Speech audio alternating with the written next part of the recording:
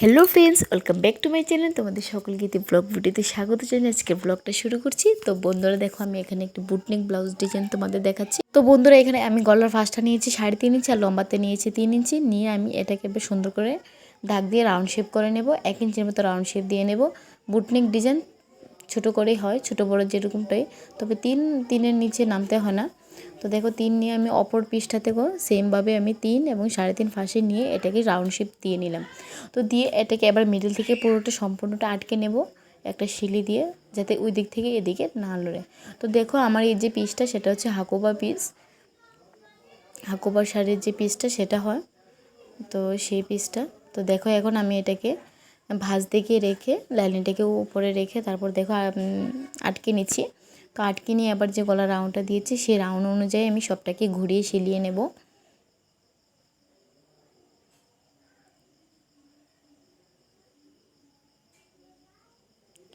তো বন্ধুরা তোমাদের আমি আরেকটি কথা বলে নিই, তোমরা যদি আমার চ্যানেলে নতুন হয়ে থাকো তাহলে প্লিজ আমার চ্যানেলটাকে একটা সাবস্ক্রাইব করে দিয়ে যাবে এবং পাশে থাকা বেল আইকনে ক্লিক করে রাখবে, কারণ আমার ভিডিও দেওয়ার সাথে সাথে নোটিফিকেশন যাওয়ার জন্য। তো বন্ধুরা দেখো আমি আবার সিলি দিয়ে নিচ্ছি। এবার আমি এটাকে 2 সুত কি 3 সুতের মতো রেখে তারপর কেটে নেব। তো কেটে নিয়ে দেখো এবার মিডল থেকে আমি সম্পূর্ণটা কেটে নেব। তো দেখো বাড়তি যে জায়গাগুলো ছিল সেগুলোকে আমি একটু কেটে নিচ্ছি। তো বন্ধুরা এবার আমি এটাকে উল্টে নিচ্ছি, উল্টে নিয়ে সম্পূর্ণটাতে এটা দোনোটা পাশে আমি উল্টে নেব।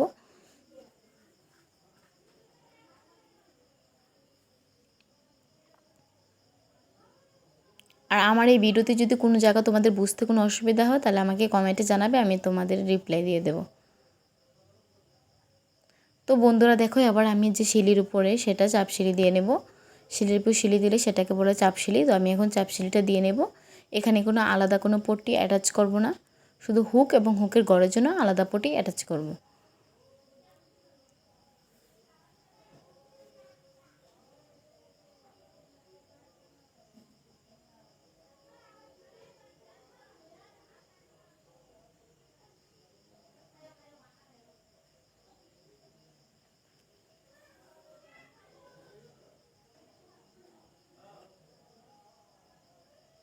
তো বন্ধুরা দেখো আমি দুটোটা পার্ট একসাথে চাপ সিঁড়িটা দিয়ে নিলাম, দিয়ে এবার যে বাড়তি যে কাপড়গুলো রয়েছে সেগুলোকে ভালোভাবে কেটে নিলাম। তো দেখো এবার যে এটাতে হুক এবং হুকের ঘরের জন্য পট্টি আমি লাগিয়ে নেব। আর তোমরা তো জানোই হুক এবং হুকের ঘরের জন্য পট্টি লাগাতে পারো, যদি না পারো তারা আমাকে কমেন্টে জানাবে, আমি অনেক ভিডিও দিয়ে দিয়েছি, তোমরা সেখান থেকে দেখে নিতে পারো। তো দেখো বন্ধুরা আমি এখানে বাটন লাগাবো। তো বাটনগুলোকে আমি কাপড় গোল্ডেন কালার কাপড় দিয়ে ঢেকে নিয়েছি। তো ঢেকে নিয়ে দেখো এখানে অনেকগুলো কেটে নিয়েছিলাম গোল্ডেন কালার কাপড় কেটে, তারপর আমি এটাকে বাটনটাকে ঢেকে নিয়েছি। তো এবার সবগুলো বাটন আমি একে একে লাগিয়ে নেব। সবগুলো তো লাগাতে হবে না, যাই কয়েকটা লাগে সেটা লাগিয়ে নেব। কিন্তু বাটনগুলো লাগাবে যেটাতে আমি হুক, মানে হুকের যেটা হবে সেটা, হুকের ঘর যেটা হবে সেটাতে বাটন লাগাবো না, যেটাতে হুক হবে সেটাতে আমি বাটনগুলো লাগাবো।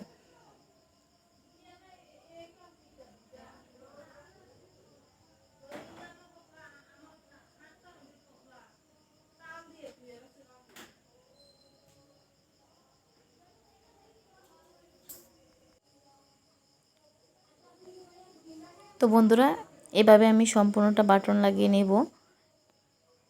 2 ইঞ্চির মতো ফাঁক রেখে রেখে তারপর বাটনটা লাগাবো।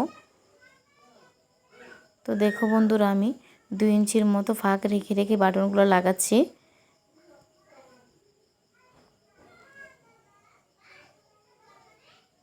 তো দেখো বন্ধুরা এখানে আমি অনেকগুলো বাটন লাগানো হয়েছে, প্রায় 6টার মতো বাটন লাগিয়েছি।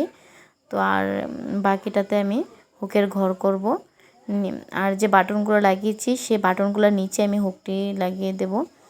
তো দেখো এখন আমি এটা করে নিলাম।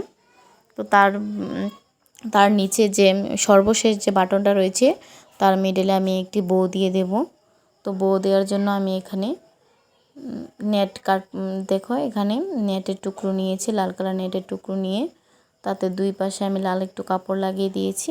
সেই কাপড়টাকে সিলিয়ে উল্টে নিলাম।